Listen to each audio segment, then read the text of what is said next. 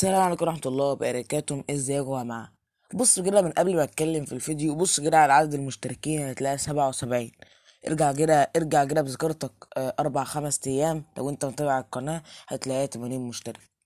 فهي كل يوم عن يوم بتقل لو انت بتلاحظ لما تيجي تخش القناة. فالنهاردة بصراحة احنا جايين النهاردة نتكلم عن المشتركين او الغاء الاشتراكات، وانا فاهمكم ليه حصل كده معايا. وكمان النهارده انا عامل زي كمان حاجه زي مسابقه دعم القنوات كده يا جماعه، بس انا هعملها برضو بطريقه هقول لكم عليها. مبدئيا كده لما عملت حلقه مسابقه دعم القنوات، في واحد يعني بصراحه مش فاكر اسم القناه قوي. كان جديد. عمل ب6 حسابات اشتراكات، 6 حسابات. واحدة بيقلوا، واحدة بيقلوا لحد لما يعني اقول لكم اهو، بعد كام يوم هتلاقيها 70. لان ال6 حسابات طبعا الحسابات دي بتبقى فرعية، ما بتبقاش اشتراكات. وانا كنت عارف كده من الاول بصراحة.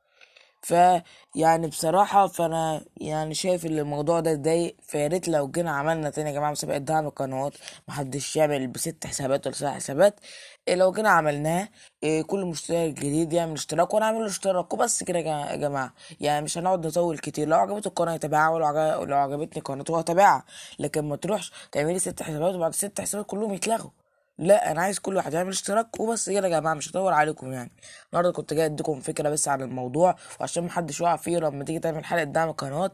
ما تقبلش اللي يديك 6 حسابات وما تفرحش في الاول، في الاخر كل ده يتلغى.